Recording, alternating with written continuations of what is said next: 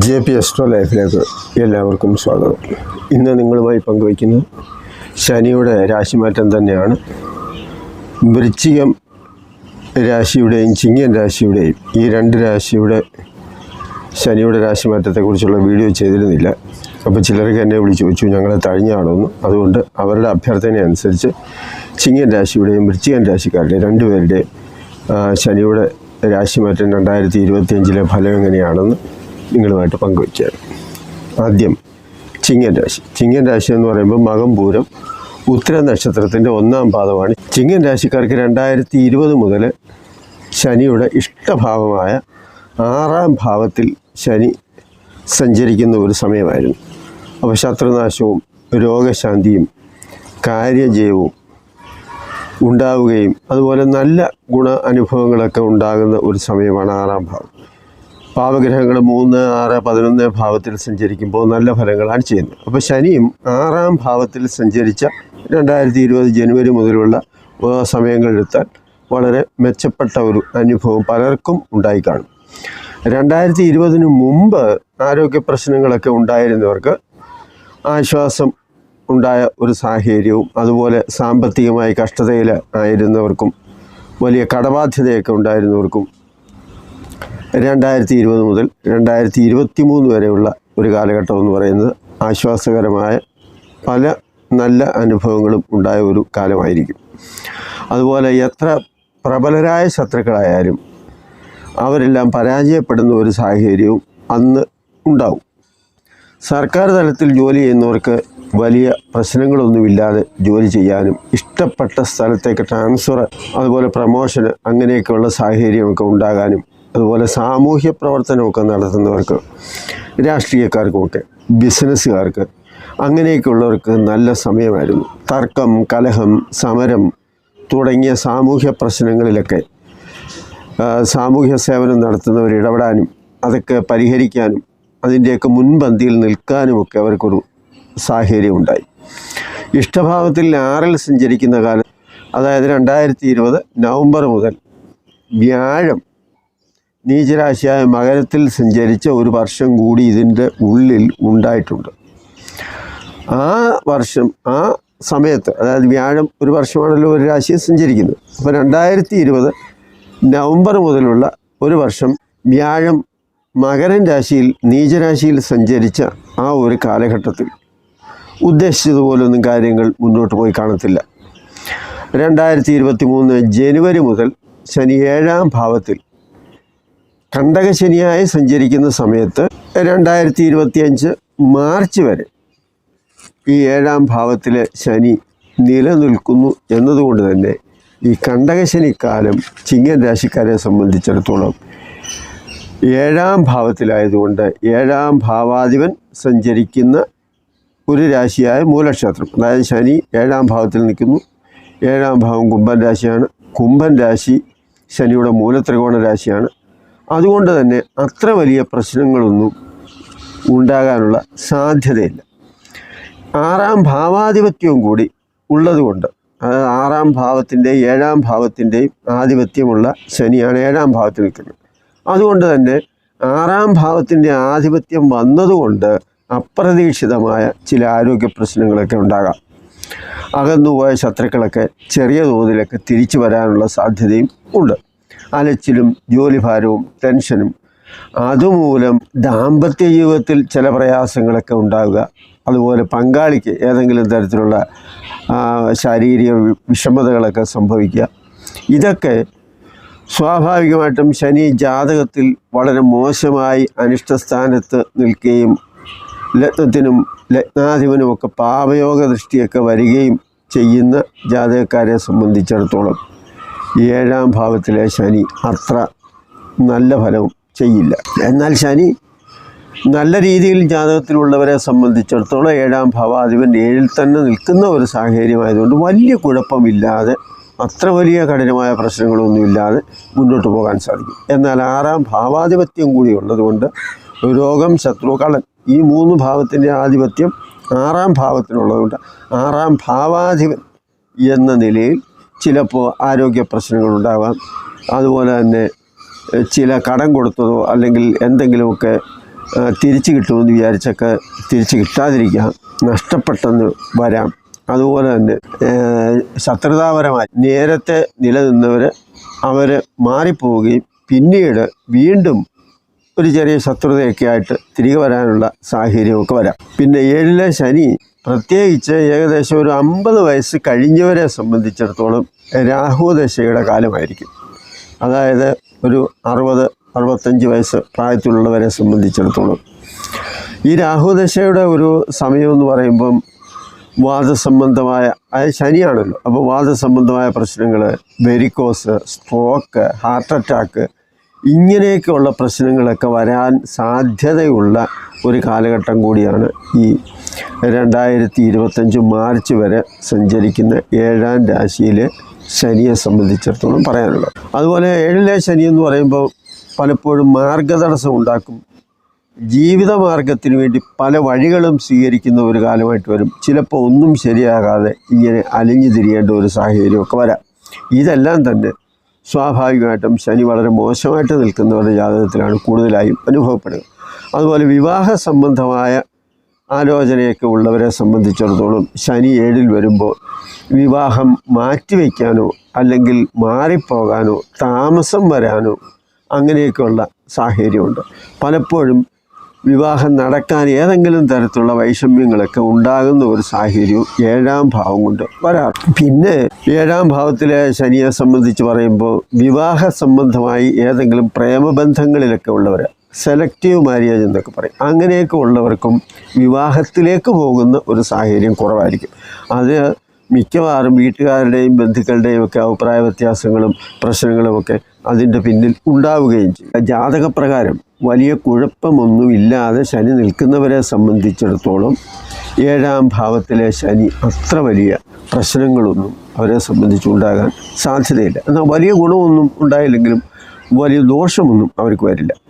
മറിച്ച് ശനി മോശമാണെങ്കിൽ, ജാതകത്തിൽ ദോഷവാനാണെങ്കിൽ, ഈ 7-ാം ഭാവത്തിലായാലും 8-ാം ഭാവത്തിലായാലും സഞ്ചരിക്കുന്ന ശനിയെ സംബന്ധിച്ചിടത്തോളം അത്ര മെച്ചമൊന്നും ഉണ്ടാവുകയുമില്ല. ഇനി ചിങ്ങൻ രാശിക്കാരെ സംബന്ധിച്ചിടത്തോളം 2025 മാർച്ച് മുതൽ 2027 മെയ് വരെയുള്ള അഷ്ടമശനിക്കാലത്ത് വ്യാഴത്തിൻ്റെ സ്ഥിതി അനുസരിച്ച് ഗുണദോഷ ഫലത്തിൽ മാറ്റം വരാം. കാരണം ഒരു ഗ്രഹം, ശനി ഇപ്പോൾ ഗുണവാനായി നിന്നാലും ദോഷവാനായിട്ട് നിൽക്കുമ്പോഴായാലും വ്യാഴം ഏത് സ്ഥിതിയിൽ വരുന്നു അതനുസരിച്ചൊരു ഫലം നമുക്ക് കണ്ടെത്താൻ സാധിക്കും. അതായത് ശനി വളരെ മോശമായി നിൽക്കുന്ന ഒരു സാഹചര്യത്തിൽ വ്യാഴം വളരെ നല്ല രീതിയിൽ അനുകൂലമായി സഞ്ചരിക്കുന്ന ആ ഒരു വർഷം ശനിയുടെ ദോഷത്തിനും അതുപോലെ നമ്മളുമായി ബന്ധപ്പെടുന്ന ആ ഒരു അനിഷ്ടഫലങ്ങൾക്ക് അല്ലെങ്കിൽ മോശാവസ്ഥയ്ക്ക് ഒക്കെ ഒരു മാറ്റം വരും. അതുപോലെ തന്നെ തിരിച്ചും വരും. ഇവിടെ പറയാൻ വന്നത് എന്താണെന്ന് ചോദിച്ചാൽ, ചിങ്ങൻ രാശിക്കാർക്ക് 2025 മാർച്ച് മുതൽ 2027 മെയ് വരെയുള്ള അഷ്ടമശനി കാലത്ത് വ്യാഴത്തിൻ്റെ സ്ഥിതി അനുസരിച്ച് ഗുണദോഷത്തിൽ മാറ്റം വരുന്നു.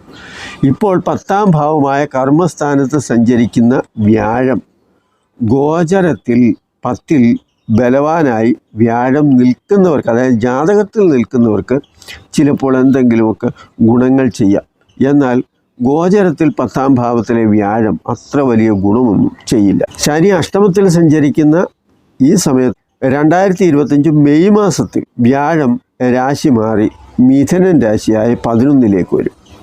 അപ്പം 11-ാം ഭാവം എന്ന് പറയുമ്പോൾ അത് ലാഭസ്ഥാനവും ആഗമന സ്ഥാനവും വരവിനെ സൂചിപ്പിക്കുന്ന ഒരു സ്ഥാനം കൂടിയാണ്. അഷ്ടമാധിപത്യം ഉണ്ടെങ്കിലും ചിങ്ങൻ രാശിക്കാർക്ക് 5-ാം ഭാവാധിപൻ കൂടിയാണ് വ്യാഴം. വിദ്യാഭ്യാസത്തിൽ പുരോഗതി, ജോലിയിൽ പ്രമോഷൻ, അതുപോലെ ജോലി അന്വേഷിക്കുന്നവരെ സംബന്ധിച്ചിടത്തോളം ജോലിക്ക് സാധ്യത വരുന്നു.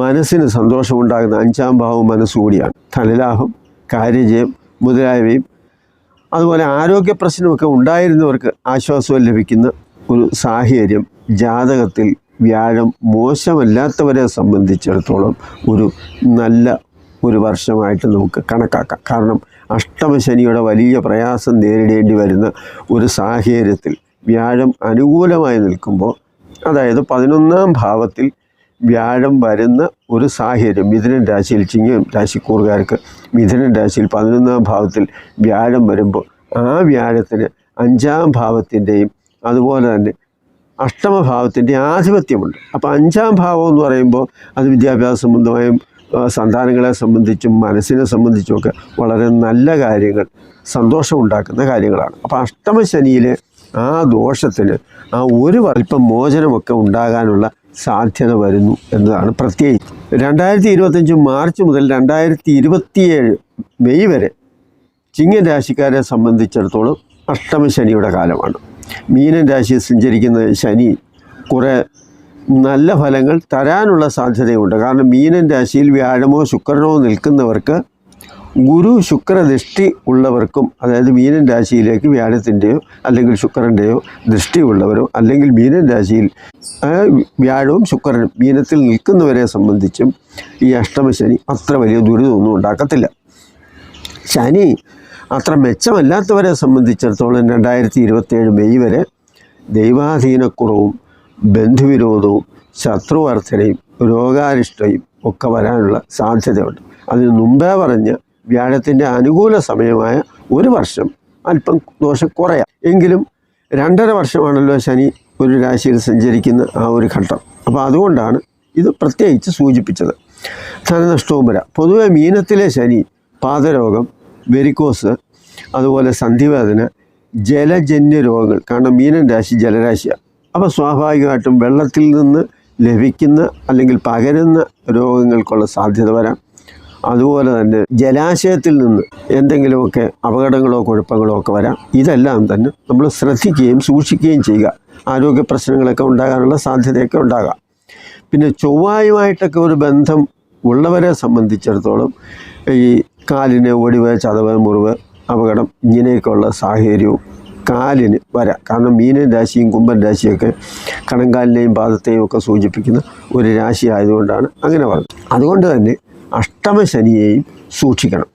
അപ്പം വ്യാഴം അനുകൂലമായിട്ടുള്ളവരെ സംബന്ധിച്ചിടത്തോളം 11-ാം ഭാവത്തിൽ നിൽക്കുന്ന വ്യാഴം ഒരുപാട് പ്രയോജനമൊക്കെ ഉണ്ടാക്കിത്തരും. എങ്കിലും അഷ്ടമത്തിലെ ശനി എന്ന് പറയുമ്പം അഷ്ടമം ആരോഗ്യസ്ഥാനവും ശാരീരികമായ ആയുർസ്ഥാനത്തെയും ഒക്കെ സൂചിപ്പിക്കുന്ന ഒരു ഭാവമാണ്. അപ്പോൾ ആരോഗ്യ സംബന്ധമായിട്ടൊക്കെ ചില വിഷയങ്ങളൊക്കെ വരാം. എന്നാൽ അഷ്ടമത്തിൽ ശനി നിൽക്കുന്നവർക്ക് ആയുർദോഷം വരാനുള്ള സാഹചര്യമില്ല. പക്ഷേ ആരോഗ്യ പ്രശ്നം ഉണ്ടാകാനുള്ള സാധ്യത ഉണ്ട് താനും.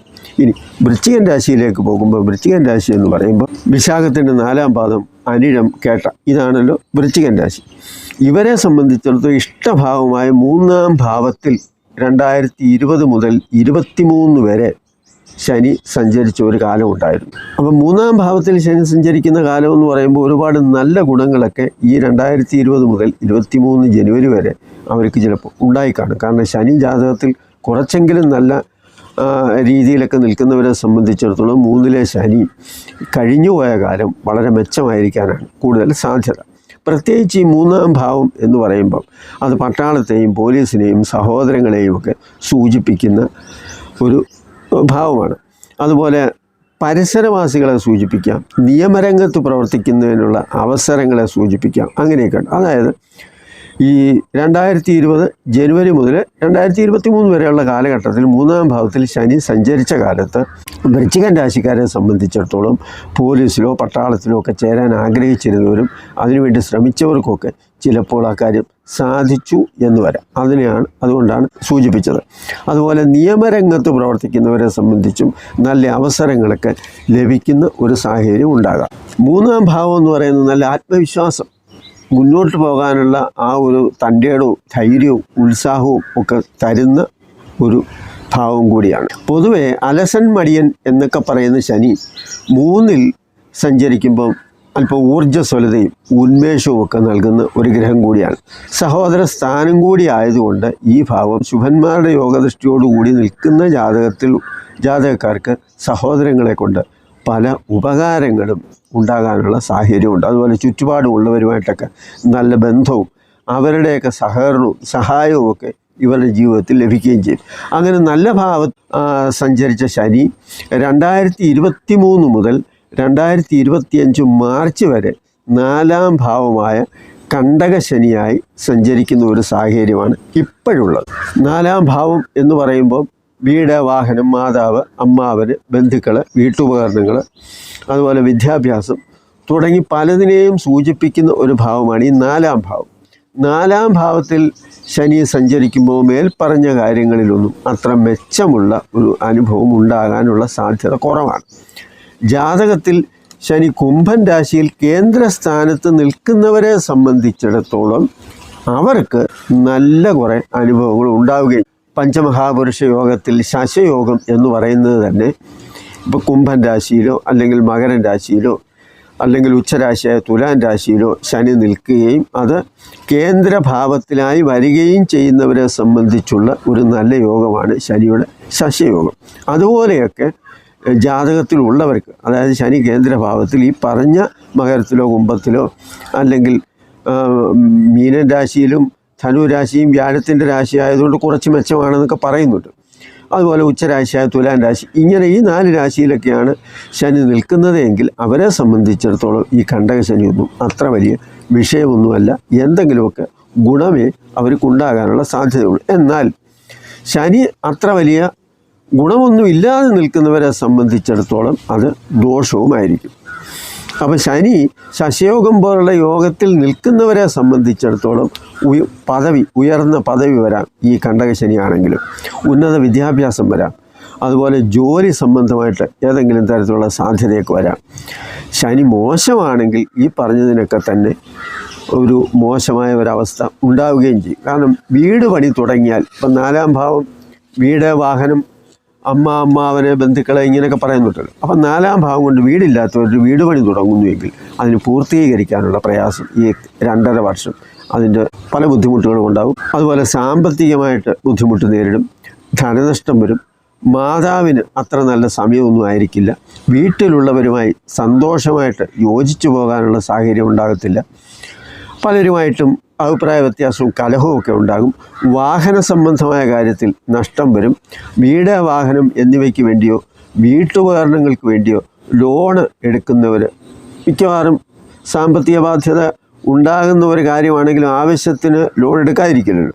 അപ്പോൾ അങ്ങനെയൊക്കെ ഉള്ളവർക്ക് അതൊരു ബാധ്യതയായിട്ട് വരുന്ന ഒരു സാഹചര്യം വരാം. മറ്റുള്ളവർക്ക് വേണ്ടി ലോൺ എടുത്തവരോ ജാമ്യം നിന്നവരോ ഏതെങ്കിലുമൊക്കെ സഹായം ചെയ്തവർക്കൊക്കെ അവർക്കും അതിൻ്റേതായ ബുദ്ധിമുട്ടുകളും ചില മാനസിക പ്രശ്നങ്ങളും പ്രയാസങ്ങളും ഒക്കെ ഉണ്ടാകാം. മറ്റുള്ളവരെ സഹായിച്ചതാണെങ്കിലും ആ സഹായം നമുക്ക് തിരിച്ചടിയായിട്ടൊക്കെ വരാം. യാത്ര, അതുപോലെ തന്നെ ജോലി, ഇതെല്ലാം തന്നെ കഷ്ടപ്പാടിലും പ്രയാസത്തിലും ഉള്ളതൊക്കെ ആകാം. കാരണം ശാരീരിക സുഖമുള്ള ജോലിയൊന്നും ആയിരിക്കില്ല ശനി മോശമായി ജാതകത്തിൽ നിൽക്കുന്നവരെ സംബന്ധിച്ച്. കണ്ടകശനിക്കാലത്ത് ശാരീരിക അധ്വാനവും ക്ലേശവും ഇച്ചിരി പ്രയാസവും ഒക്കെയുള്ള ഒരു ജോലിയൊക്കെ ആയിരിക്കും ഇവർക്ക് ലഭിക്കുന്നത്. അതുപോലെ മനപ്രയാസം പലപ്പോഴും അനുഭവിക്കേണ്ടി വരും. അനുഭവങ്ങൾ മോശമാകുമ്പോൾ പല ചിന്താഗതിയും മാറും. അല്പം ഇടുങ്ങിയ ചിന്താഗതിയും സ്വാർത്ഥതയുമൊക്കെ സ്വാഭാവികമായും ഈ കാലഘട്ടത്തിലൊക്കെ ഇവർക്കുണ്ടാവുകയും ചെയ്യും. അതിനാരെയും കുറ്റം പറഞ്ഞിട്ട് കാര്യമൊന്നുമില്ല. 2025 മാർച്ചിന് ശേഷം 2027 മെയ് വരെ കണ്ടകശനി മാറി 5-ാം ഭാവമായ മീനത്തിൽ ശനി സഞ്ചരിക്കും. അപ്പോൾ മാർച്ചിൽ കണ്ടകശനി തീരും. പിന്നീട് 5-ാം ഭാവത്തിലേക്കാണ് വരുന്നത്. വൃശ്ചികൻ രാശിക്കാരെ സംബന്ധിച്ചിടത്തോളം 5-ാം ഭാവം എന്ന് പറയുന്നത് സന്താനങ്ങൾ, ബുദ്ധിപരമായ കഴിവിനെ സൂചിപ്പിക്കുന്നു, മനസ്സിനെ സൂചിപ്പിക്കുന്നു, പുണ്യത്തെ സൂചിപ്പിക്കുന്നു, കാര്യവിചാരം, ഉയർന്ന ഉദ്യോഗം, ഇങ്ങനെ പലതിനെയും സൂചിപ്പിക്കുന്ന ഒരു ഭാവമാണ് ഈ 5-ാം ഭാവം. പൂർവ്വ പുണ്യം എന്നാണ് പറയുന്നത്. പുണ്യസ്ഥാനം എന്ന് പറയുമ്പോൾ തന്നെ നമ്മൾ ചെയ്ത നല്ല കാര്യങ്ങളുടെയൊക്കെ ഫലം അനുഭവിക്കേണ്ടി വരിക, അങ്ങനെയൊക്കെയാണ് അതിനെ സൂചിപ്പിക്കുന്നത്. മീനൻ രാശിയുടെ അധിപനായ വ്യാഴം 2025 മെയ് മാസത്തിൽ രാശി മാറുമല്ലോ. അപ്പം വൃശ്ചികൻ രാശിക്കാരെ സംബന്ധിച്ചിടത്തോളം ഇപ്പോൾ ഇടവത്തിൽ 7-ാം ഭാവത്തിലാണ് വ്യാഴം സഞ്ചരിക്കുന്നത്. അപ്പോൾ 7-ാം ഭാവത്തിൽ സഞ്ചരിക്കുക എന്ന് പറയുന്നത് മാർഗസ്ഥാനമാണ്. ഇവർ ഉദ്ദേശിക്കുന്ന പല കാര്യങ്ങളും മാർഗസ്ഥാനത്ത് വ്യാഴം നിൽക്കുന്നത് കൊണ്ട് തന്നെ ഇവർക്ക് ഗുണമുണ്ടാകുകയും ചെയ്യും. കാരണം വൃശ്ചികൻ രാശിക്കാരെ സംബന്ധിച്ചിടത്തോളം 2-ാം ഭാവാധിപനും 5-ാം ഭാവാധിപനുമാണ് വ്യാഴം. അപ്പോൾ 2 കുടുംബപരമായും ധനപരമായുമുള്ള ഉയർച്ചയും 5-ാം ഭാവം വിദ്യാഭ്യാസം, സന്താനങ്ങൾ, ഇങ്ങനെയൊക്കെയുള്ള ആ ഒരു സാഹചര്യങ്ങളുമൊക്കെ ഉണ്ടാകുന്ന ഒരു ഭാവം കൂടിയാണല്ലോ. അപ്പോൾ അതുകൊണ്ട് തന്നെ 7-ാം ഇടത്ത് സഞ്ചരിക്കുന്ന വ്യാഴം ഇവരെ സംബന്ധിച്ചിടത്തോളം നല്ല കുറച്ച് ഫലം തന്നിരുന്നു. കണ്ടകശനിയായ 4-ലെ ശനി അത്ര വലിയ ദുരിതം ഉണ്ടാക്കാതെ ഇവർ രക്ഷപ്പെട്ടതും ഈ വ്യാഴത്തിൻ്റെ ഒരു മേന്മ കൊണ്ട് തന്നെയാണ്, കുറേ പേരെങ്കിലും. അഥവാ അതെല്ലാം വ്യാഴത്തിൻ്റെ പ്രഭാവത്തിൽ ദോഷം കുറയുന്ന ഒരു സാഹചര്യം ഉണ്ടായി എന്ന് വേണമെങ്കിലും നമുക്ക് പറയാം.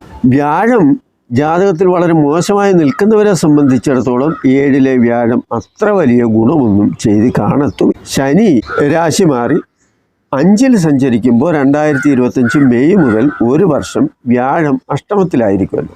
അത് ആരോഗ്യ പ്രശ്നവും മനപ്രയാസവും ഒക്കെ ഉണ്ടാകുന്ന ഒരു സാഹചര്യം വരും. ബുദ്ധിമോശം മൂലം നഷ്ടം വരാം. സന്താനങ്ങളുടെ കാര്യത്തിൽ പ്രതീക്ഷിച്ചതുപോലെ ഗുണം ഉണ്ടാകാനുള്ള സാധ്യത കുറവാണ്. അധികാരസ്ഥാനത്തിരിക്കുന്നവർക്ക് തിരിച്ചടി ഉണ്ടാവും. പുണ്യസ്ഥാനമായ 5-ലെ ശനി ആധ്യാത്മിക കാര്യങ്ങളിൽ താല്പര്യമൊക്കെ ഉണ്ടാക്കും. മനഃശാന്തിക്ക് വേണ്ടി അത്തരം കാര്യങ്ങളിൽ താല്പര്യം ഉണ്ടാവുകയും ചെയ്യും. സാമൂഹ്യ ബന്ധങ്ങളും വിശാല മനസ്കതയുമൊക്കെ ഒന്ന് കുറച്ച് തന്നിലേക്ക് തന്നെ ഒന്ന് ഒതുങ്ങിക്കൂടുന്ന ഒരു സാഹചര്യവും വരും. മീനൻ രാശി പുണ്യസങ്കേതങ്ങളെ സൂചിപ്പിക്കുന്നതായതുകൊണ്ട് തന്നെ, കാരണം വ്യാഴത്തിൻ്റെ രാശി ആയതുകൊണ്ട് അത്തരം സ്ഥലങ്ങളൊക്കെ സന്ദർശിക്കാനും യാത്ര പോകാനും ഒക്കെ ഉള്ള ആഗ്രഹമൊക്കെ ഉണ്ടാകും. 2026 പകുതിക്ക് ശേഷം 9-ാം ഭാവമായ കർക്കിടകത്തിൽ, എന്നാൽ 2026 മെയ് ജൂൺ, അതായത് പകുതിക്ക് ശേഷം 9-ാം ഭാവമായ കർക്കിടകത്തിൽ ഉച്ചരാശിയായി വ്യാഴം സഞ്ചരിക്കുന്ന കാലം ഒരുപാട് ഗുണങ്ങൾ വൃശ്ചികൻ രാശിക്കാരെ പുത്രലാഭം, ഭാഗ്യം, ധനലാഭം, സാമർത്ഥ്യം, കുടുംബസുഖം, അതുപോലെ സൽക്കർമ്മ ഗുണം, ഗുരുക്കന്മാരുടെയും പിതൃക്കളുടെയും അതായത് പിതൃജനങ്ങളുടെയും സഹായം, അനുഗ്രഹം, അതുപോലെ മനസ്സിലെ ആഗ്രഹങ്ങളൊക്കെ കുറേയെങ്കിലും സാധിക്കുന്ന ഒരു സാഹചര്യം. ചുരുക്കത്തിൽ വളരെയേറെ ഗുണമുണ്ടാകാൻ പോകുന്ന ഒരു സമയമാണ് 2026 ജൂൺ മുതലുള്ള ഒരു വർഷം. ഈ കാലയളവിൽ 5-ലെ ശനിയുടെ ദോഷം ഒരു പരിധിവരെ കുറയാനുള്ള സാഹചര്യവും വരും. അപ്പോൾ 5-ാം ഭാവത്തിൽ, 4-ാം ഭാവത്തിൽ ഇപ്പോൾ സഞ്ചരിച്ചുകൊണ്ടിരിക്കുമ്പോൾ 7-ാം ഭാവത്തിൽ വ്യാഴം നിൽക്കുന്നതിൻ്റെ ഒരു ഗുണത്തിൽ കുറച്ച് ദോഷഫലങ്ങളൊക്കെ കുറഞ്ഞ് അല്പം നല്ല കാര്യങ്ങളുമൊക്കെ ഉണ്ടായി കുട്ടികളെ സംബന്ധിച്ചും വിദ്യാഭ്യാസത്തെ സംബന്ധിച്ചുമൊക്കെയുള്ള പുരോഗതിയൊക്കെ നമ്മൾ ആസ്വദിച്ചുകൊണ്ടിരിക്കുമ്പോഴാണ് ശനി 5-ാം ഭാവത്തിലേക്ക് മാറുന്നത്. 5-ാം ഭാവത്തിലേക്ക് മാറുമ്പോൾ വ്യാഴം 7-ാം ഭാവത്തിൽ നിന്ന് 8-ാം ഭാവത്തിലേക്ക് മാറും. അപ്പോൾ ഇത് രണ്ടും ശനിയും വ്യാഴവും ജാതകത്തിൽ മോശമായിരിക്കുന്നവരെ സംബന്ധിച്ചിടത്തോളം അത്ര നല്ല കാര്യം ഒന്നുമല്ല. അതുകൊണ്ട് തന്നെ ശനിയുടെ ദോഷപരിഹാരമായി പറയുന്ന കാര്യങ്ങൾ, ശാസ്താവിനെയും അതുപോലെ തന്നെ ശനിയെയും പൂജിക്കുക, നീരാജനം നടത്തുക, എള്ളുപായസം നടത്തുക, അതുപോലെ കർപ്പൂരം കത്തിച്ച് തൊഴുക, ഇങ്ങനെ ഒരുപാട് കാര്യങ്ങൾ എല്ലാ വീഡിയോയിലും പറഞ്ഞിട്ടുണ്ട്. അപ്പോൾ അത്തരത്തിൽ ശനിദോഷ പരിഹാരത്തിലുള്ള കാര്യങ്ങൾ നിങ്ങൾ ചെയ്യുമ്പോൾ ആ ദോഷം അല്പം കുറയുകയും മനസ്സിനൊരു സമാധാനവും ഒക്കെ ഉണ്ടാവുകയും ഒക്കെ ചെയ്യും. അതുപോലെ തന്നെ വ്യാഴത്തിൻ്റെ ആ ഒരു അഷ്ടമഭാവം അത്ര നല്ലതല്ലാത്ത ഒരു ഭാവമായതുകൊണ്ട് വ്യാഴത്തിൻ്റെ ഒരു അനുകൂലമായ ഒരു ബന്ധം ഉണ്ടാകുന്നതിന് വ്യാഴാഴ്ച ദിവസം സർവൈശ്വരാണാം ഗുരു എന്ന എല്ലാ ദേവന്മാരെയും, നിങ്ങളുടെ ഇഷ്ടദേവതയും കുലദേവതയും ആരാണോ അവർക്കൊക്കെ എന്തെങ്കിലുമൊക്കെ വഴിപാട് നടത്തി പ്രാർത്ഥിക്കുക. അതുപോലെ തന്നെ വിഷ്ണുവിനെയും പ്രാർത്ഥിക്കുക. ഇതാണ് ഇതിന് പരിഹാരമായി പറയുന്നത്. ഈ വീഡിയോ നിങ്ങൾക്ക് ഇഷ്ടപ്പെട്ട് കാണും എന്ന് ഞാൻ വിചാരിക്കുന്നു. ഇഷ്ടപ്പെട്ടെങ്കിൽ അത് മറ്റുള്ളവർക്ക് കൂടി ഷെയർ ചെയ്ത് കൊടുക്കുക. നന്ദി, നമസ്കാരം.